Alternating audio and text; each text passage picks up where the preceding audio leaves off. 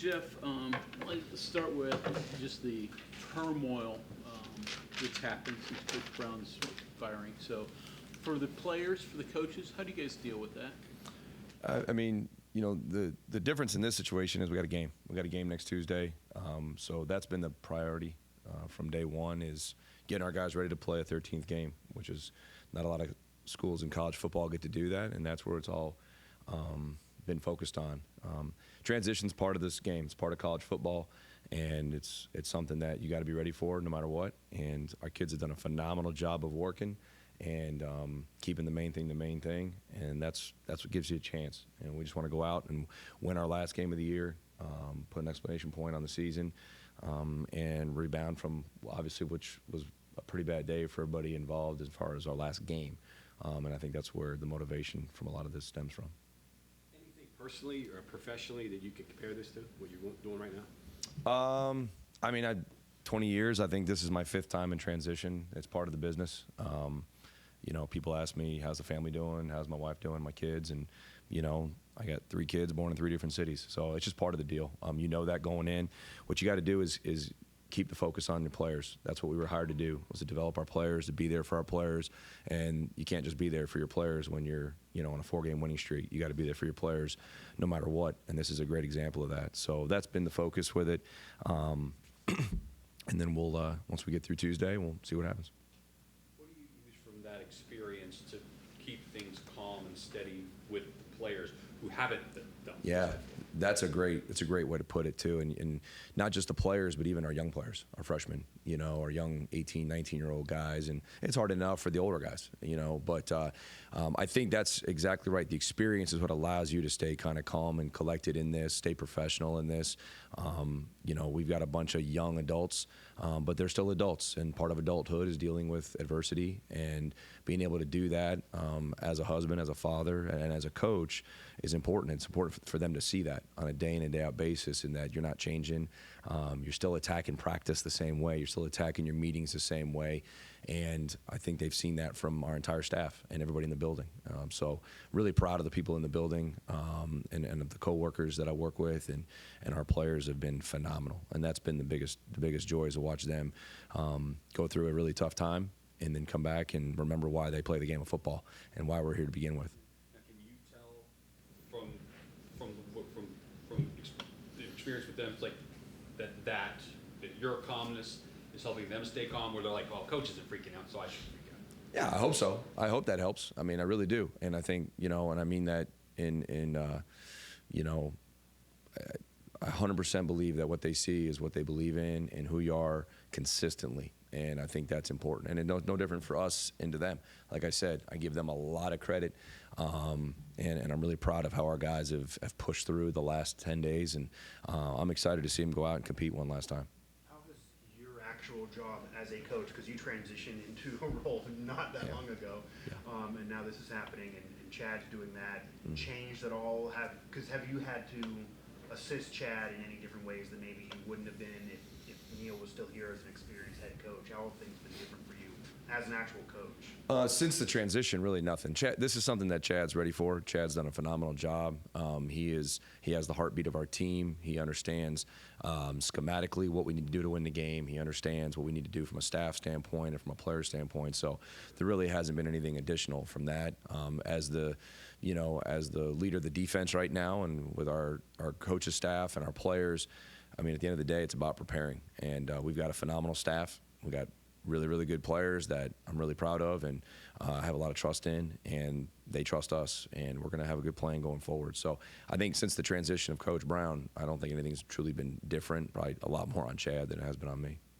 Challenges with Memphis. Obviously, they throw the ball. Yeah. What do you see there? Yeah, I mean, they're number 21 in the NCAA, Division I in offense, top 24 passing offense, number 23 in third down percentage offense. I mean, 3 things right now that stand out. They can run the ball. I mean, I think they're 51st in rushing offense. So explosive offense. They are very good at what they do. They have an identity that stems from their head coach, who has an offensive line background, Ryan, who does a phenomenal job, who I know, and they do a great job. So great challenge. They got playmakers on the outside. The running backs understand their run zones, their lanes, their keys, how the line is setting up their blocks, and they have a quarterback that's experienced. There's not much you can do to confuse him. He's seen it all because of the amount of games he's played and just the sheer experience that he has.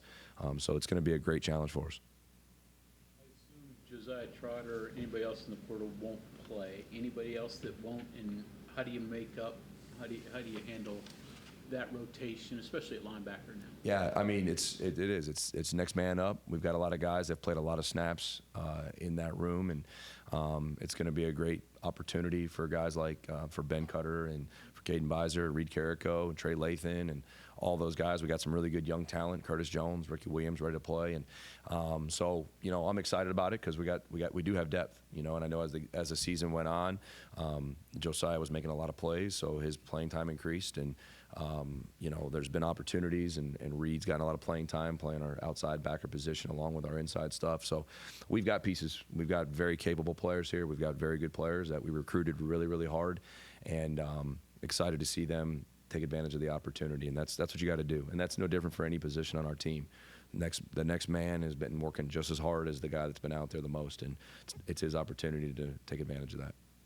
Chad, I'll ask you, attitude play a big part in these games, bowl games. I mean, you look at last year's game as an example.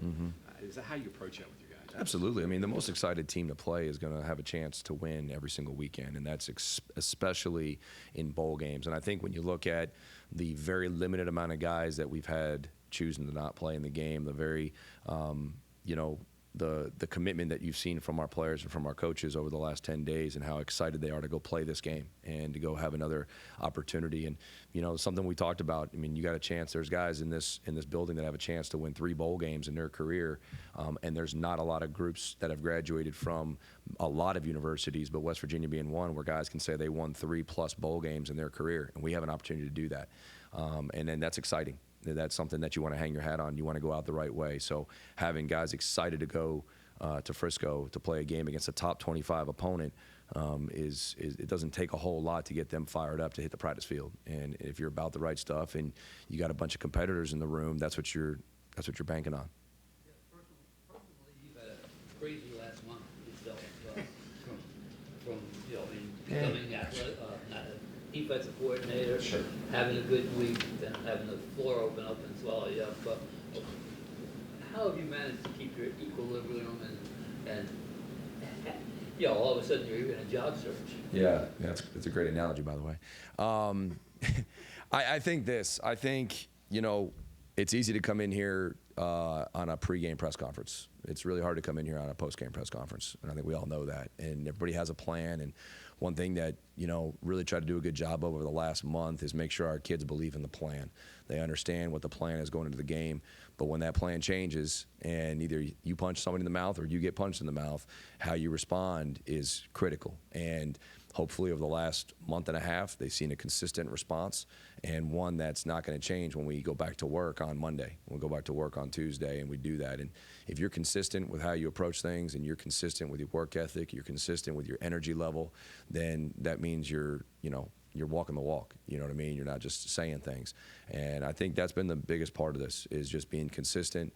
And, if you love football, if you love coaching, you love teaching, you love being around young people, that shouldn't matter, and through a lot of years of coaching, I've been through I've been through way worse years than this. I mean, I've been through a lot worse than 6-6.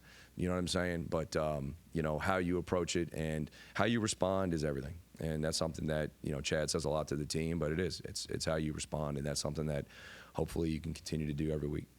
You were talking about Hennigan and his experience in their press guide. They said that he is the only quarterback in the football bowl subdivision who is a 4-year starter who started all 4 years with the same team. How much does that type of experience enhance what he's able to do because of that consistency, the consistency with the Hamilton Ramsey, the consistency where that he's not moving, he's not packing his bags. There's no volatility. I think, well, first of all, I think that's a testament to what Coach has done down at Memphis, what Ryan has done down there. obviously he believes in what they're doing as a program. For him to be there this entire time and have played this much football, so it says a lot about their culture, their program. But when you watch him on film, you can see that they trust him with a lot of things, a lot of movement, a lot of moving parts, shift, trade, motion, and how they adjust. You can see that they allow him to make adjustments. I think at the end of the day, he's a very smart player. He plays with the experience of, hey, I'm not going to force this throw. I'm going to throw the check down.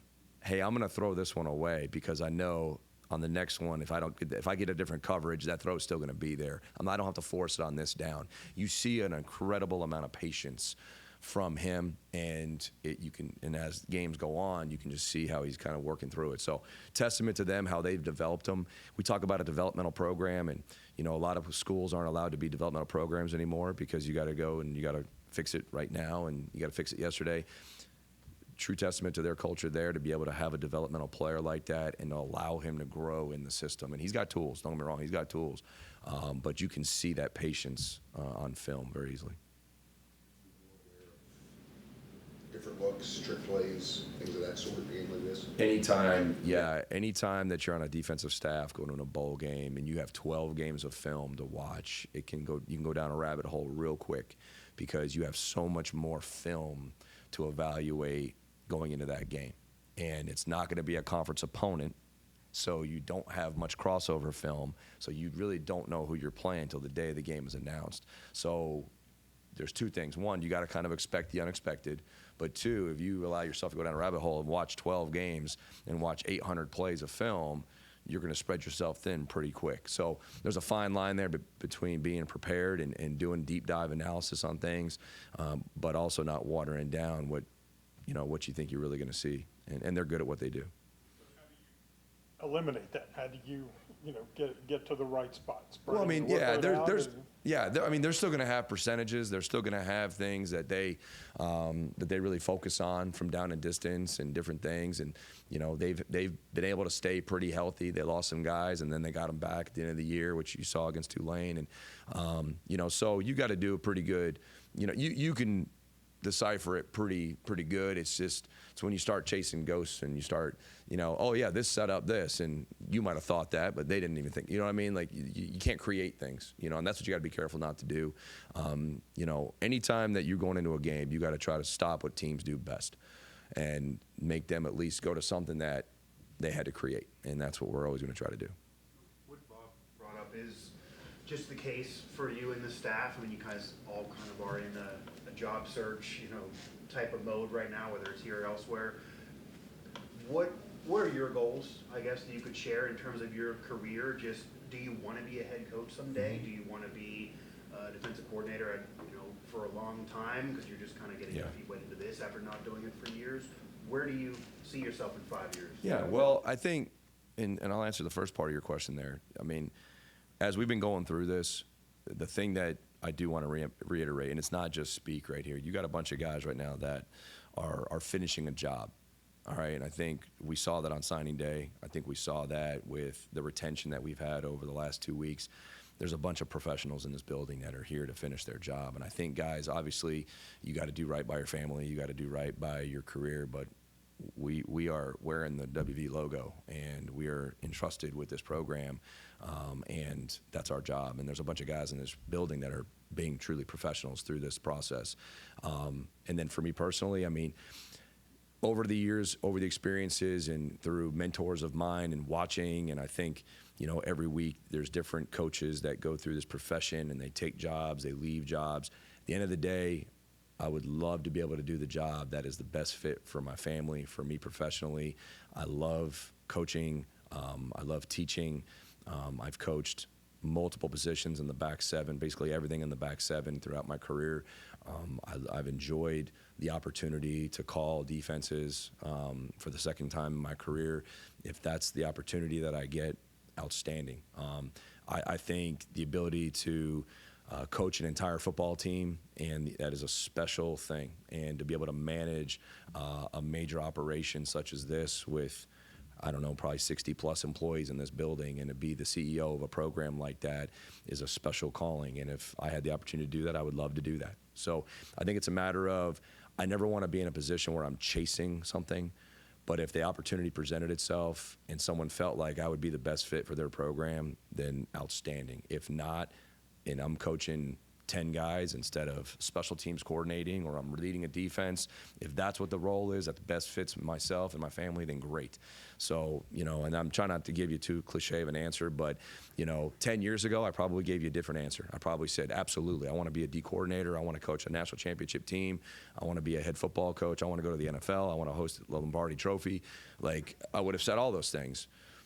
20 years into this thing, when you're a dad and, you want to make sure it's a good fit for you and for your family, but allow you to coach through your personality, so you're not forced to be somebody that you're really not. I mean, there's a lot of things that go into it when you have a little more perspective, and that's my only hope, is that no matter what, I got an opportunity to lead as many people as possible and be myself with my character and allow me to be the best husband and dad that I can be. You mentioned finishing the job. Did Texas Tech, the performance, just from your interactions with the players, that play a role in what's going on right now with the number of guys coming back and wanting to finish the job? And I'd like to think so. Yeah. I definitely like to think so. I know it is for me personally. I know it is for a lot of those coaches, and I know it is for a lot of our players. So I'd like to think so. I can't answer that for them, but nobody wants to go out like that. Nobody wants to finish a year like that. That was not our best performance. That wasn't good enough, starting with me on defense. And I think there's plenty of guys that would feel the same way when you talk to them. But that's not how we want to go out. That's not how we want to finish this kind of year. And there was some really good, bright spots to this season. And obviously there was a lot that we wish we had back. But probably for me, nothing more than that day out in Texas. Just through the profession. Yeah, through the profession. Coached against him when I was at Ole Miss in 19. He was an assistant for Norvell, and that was the year that Norvell left, and he became the interim for the bowl game, and then he got the head job starting in 20. So just through the profession and communication, and it's like anything else. We're all connected, but I got a lot of respect for him. I've had a chance to know him now for, I guess it is 5 years, but a lot of respect for him. How his offensive lines played when he was a position coach, and how that mirrors how that team is now, and that program is set up, and how their offense is. You can see his hand in it, and like I said, I have a lot of respect for him. From your familiarity across time, so Norvell had very offensive mindset, right? And then they've looked like just kept going with that too. Mm-hmm. Does it overlap? Do you see similarities? Does he have his spin on it as well? I do. I see similarities. You could tell that he was obviously very involved in the run game when Norvell was there, and you can see that extension of that. But they're very efficient. They're very well coordinated up front. And again, that I made the joke the other day. You can tell their head coach is an offensive line guy. You know what I'm saying? It's there's it's a special breed, and I mean that with true as a compliment, as a true compliment. And I would say that if Matt Moore was in the room too.